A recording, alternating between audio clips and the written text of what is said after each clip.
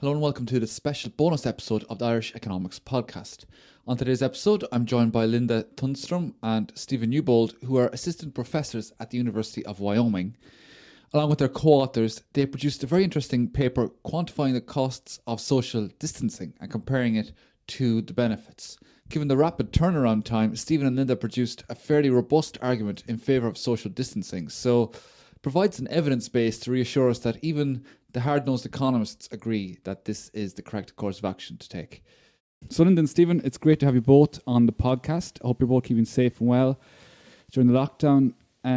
So the first thing maybe we could consider is just the general topic and the headline message of the paper in terms of social distancing. A lot of media messages were perhaps saying that we could be overreacting when it comes to social distancing, imposing economic costs that perhaps might outweigh the benefits, but your paper would suggest that these economic costs are entirely justified. Would that be correct?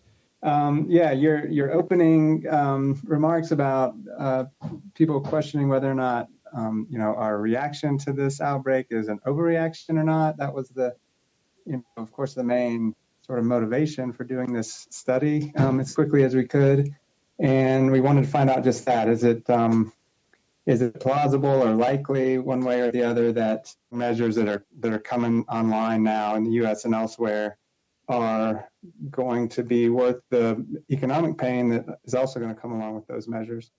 And so, the way we set about trying to answer that question is to set up as straightforward a model as possible that has, the key ingredients to this, and those include the value of the lives that we expect to save through these measures, and the value of the lost GDP. Okay, so it's a straightforward cost-benefit analysis, I suppose, where you compare the hard economics of the losses in GDP and maybe the statistical losses of the value of a life, which considers maybe the economic implications of the deaths associated with the outbreak, but before we even consider maybe the moral or social impacts, there is a strong economic argument that we should be social distancing. So would that be correct? That's right. We ran a number of scenarios, but we tried to, frame everything around a middle of the road scenario, which takes, the most plausible values for all the important assumptions that go into this benefit cost analysis, and run that all the way through and compare, the value of the lives saved, and we might talk about how we value those lives in a moment, with the lost GDP, which is what we're thinking of as the cost side in this benefit cost analysis. But our middle of the road scenario gives us, something on the order of $5 trillion in net benefits. That's the difference between the value of the lives that are lost in the controlled scenario versus the uncontrolled scenario, compared to, our central benchmark scenario for the difference between the GDP loss discounted back to the present in those two scenarios. So maybe we could go into the modeling. So could you tell us a bit about how you, just the general framework, the modeling framework you went to maybe come to calculate these numbers? Sure. Yeah, it's got a couple of two key parts. The first one is the model of infections and deaths resulting from infections over time.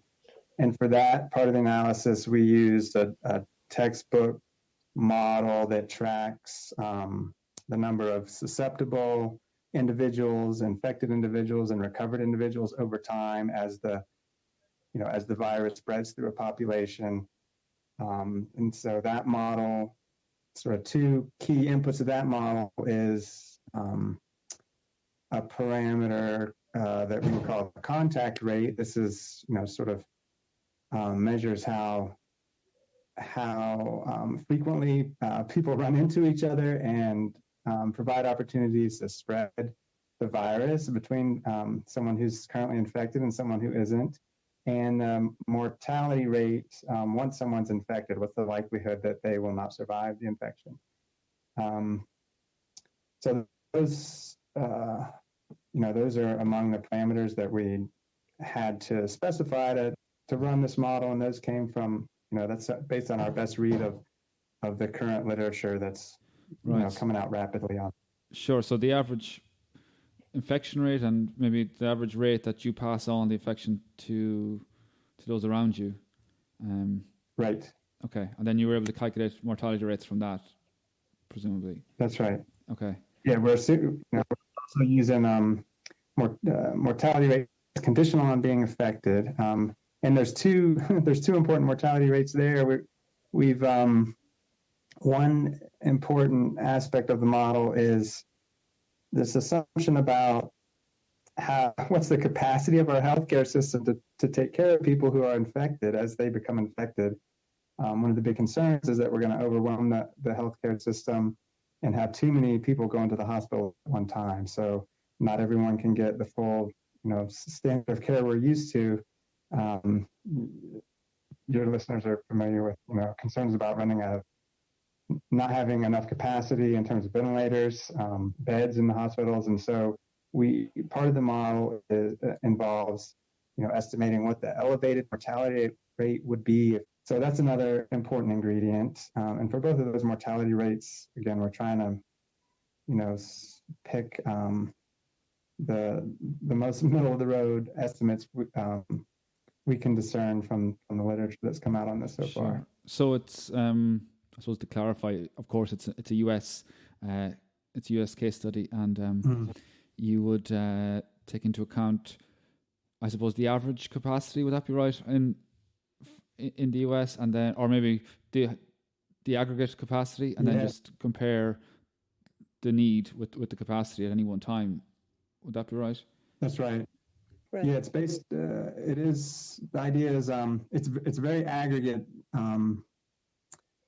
Capacity sort of threshold that's in the model. The model is, basically treats the entire U.S. population as a single aggregate, and so the number of infections that we're projecting over time is the number in the entire country. So this contact rate is some kind of average across the entire country, and the healthcare system capacity is also, a nationwide quantity that's in the model. So that would perhaps give you maybe a best case scenario, in the sense that it doesn't take into account maybe inequality of opportunity, that some regions might be better served than others, and some sections of society may be better served than others. So if we take that into account, perhaps it could be an even greater cost. Would that be correct?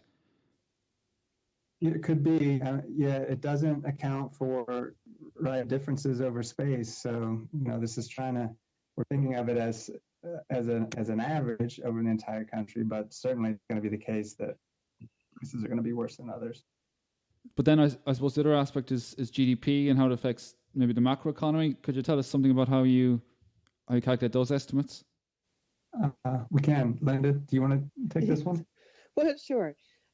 So again, like we did with benefits or with life saved, we're looking at the country average. So all your concerns that apply to taking the average, that some regions might be worse affected than others, would apply to the GDP as well. But basically what we did is we pulled numbers from the best our best read of the literature also there. People have much greater resources at doing macroeconomic forecasts than we would have. So we just pulled those numbers.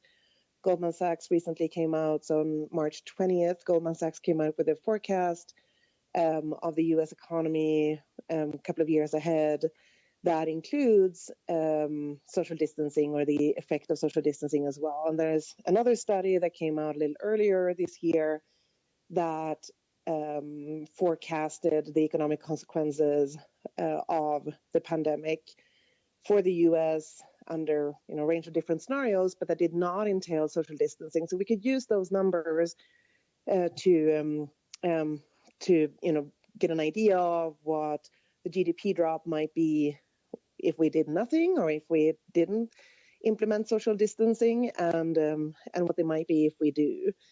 And then we had to make some assumption as well about the recovery rate of the economy. So, both the sort of initial drop, which would be, the numbers that we pulled them from those studies. And then we needed to think about, all right, how long will it take for the economy to recover? And so we need to make assumptions about that too. And there we looked at the average recovery rate for bear markets.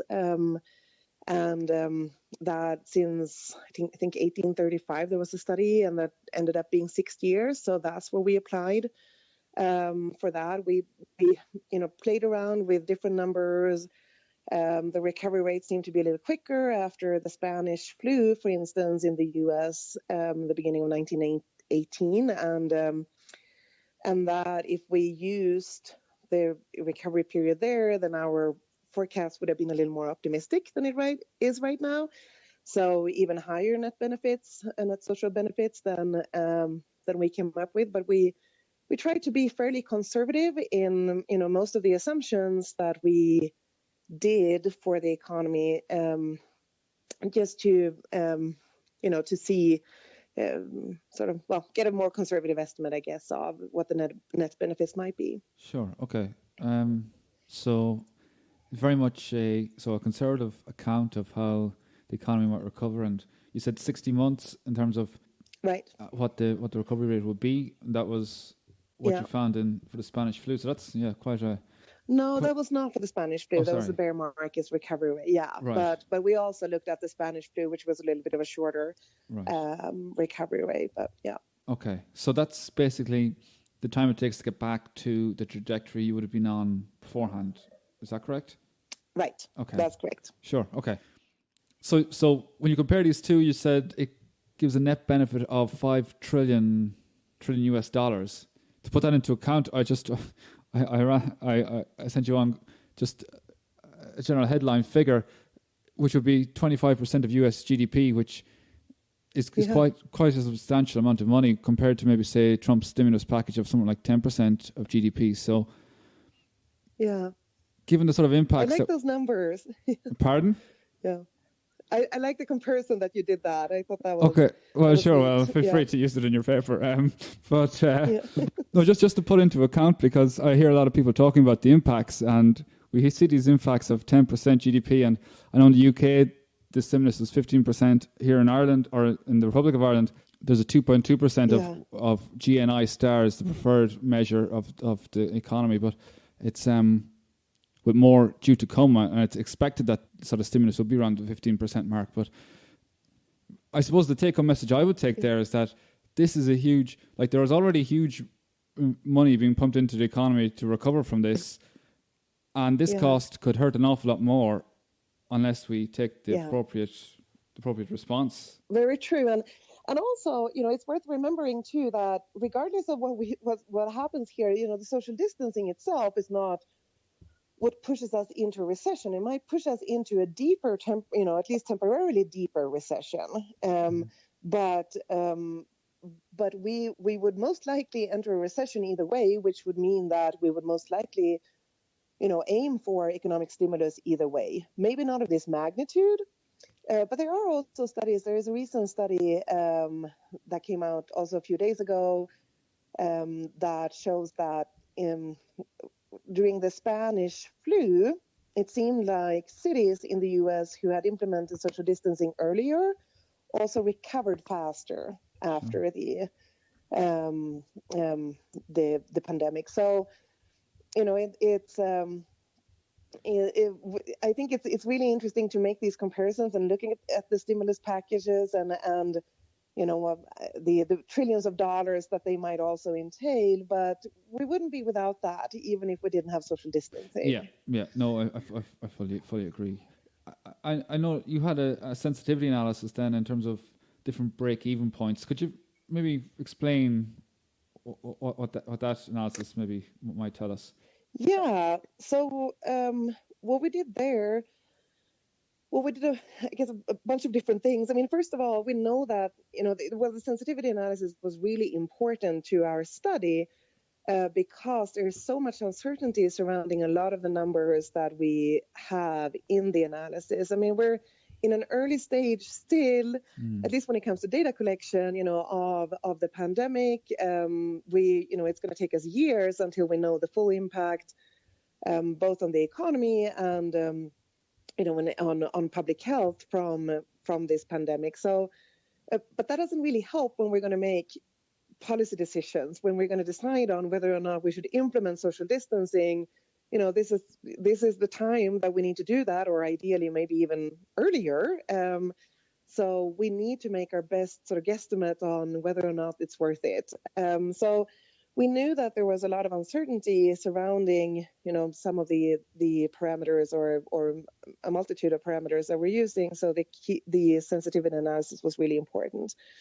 So then, what we're doing is, what Steve so phenomenally did was, to try to push the results in the different direction. What happens? How far can we push all these numbers before our result will flip? So that is what the sensitivity analysis does. It varies, one by one, the parameter values, and sees, how low or how high can they go before we flip our results. Right. Okay. And is there any maybe headline results that you found that would be perhaps of greatest interest when it comes to making policy decisions? The two that jump out at me are the value of statistical life that we use in the model. We use a very standard number for that parameter. It's one that's recommended by U.S. federal government agencies for official benefit cost analyses of government regulations. So I feel pretty good about that number, but there is study, people are still studying the heterogeneity of the value of statistical life over the age, over the life cycle at different ages. So that's a still ongoing area of study. And there's some, so there's some studies that suggest the VSL goes down later in life. Some suggest the opposite. There's different sort of estimated VSL schedules over the life cycle. So we definitely wanted to test the sensitivity of the results to that parameter, and that's one. Gosh, I'm not even looking at it, but I think the break-even number is somewhere around $5 million. So that's an important dimension for the sensitivity analysis. And the other one that I think is important is this speed to time to recovery for the economy. So it is possible. And the point of all of these is, to to recognize that it is possible to get the opposite result, right? If the parameters, if things work out in a certain way, we could end up, sort of over controlling. If if it turns out the mortality rates are much lower than we believe at this time, and yet we still, impose severe and prolonged social distancing, we could end up with a GDP loss in present value terms that's greater than the value of lives saved, right? So that was the whole point of this exercise, and we wanted to find out sort of how big is the space within which our main result holds qualitatively, at least. So we're trying to trace out the edges of that with this sensitivity analysis, and the recovery time is another important one. If we, if the economy takes much longer to recover under the controlled case and the uncontrolled case, then that's another dimension where we see negative net benefits as a result. Okay, so it's a positive net benefit given your central case study of 16 months, is that correct? But if there's a threshold beyond that, if it takes longer than that, then perhaps we're faced with a loss. I'm just looking at the paper here. I think it's 68 months. Would that be correct? Yeah, that's right. So if what we say in the paper was what that analysis shows is that if with social distancing, the recovery time would take more than 68 or 69 months, then that would flip our results. Or if the recovery time in the uncontrolled scenario, so without social distancing, would be less than 48 months, then that would flip our result as well. Okay. So it really depends. It's the relative rate of recovery between those two scenarios that is important. Okay, so I suppose just to wrap up then, I imagine given the necessary speed with which you very impressively produced this piece of work, is it still a work that's ongoing, or have you any plans to develop it further, or any more progressions on what's presented at the moment? Well, first of all, we're likely to refine these results as time goes on, so we get better estimates of the parameters, or more precise estimates of the parameters that would go into the model. So this could be a fairly alive, living document, if you will, in terms of trying to understand better what social distancing does for net benefits to society. But so that's one thing.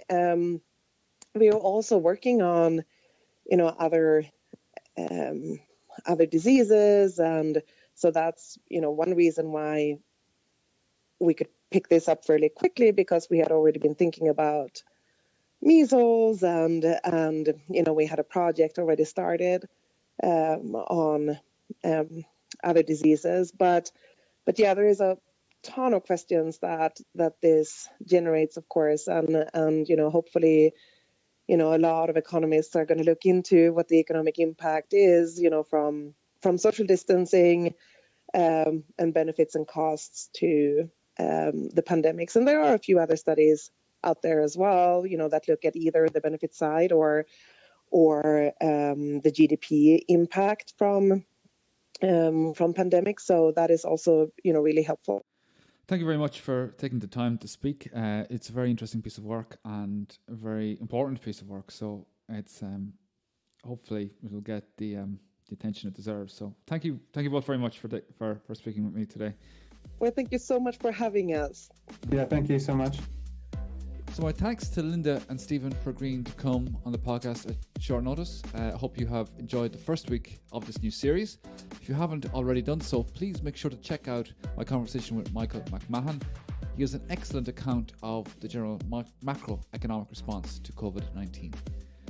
Alongside that, please like and subscribe on your podcast app.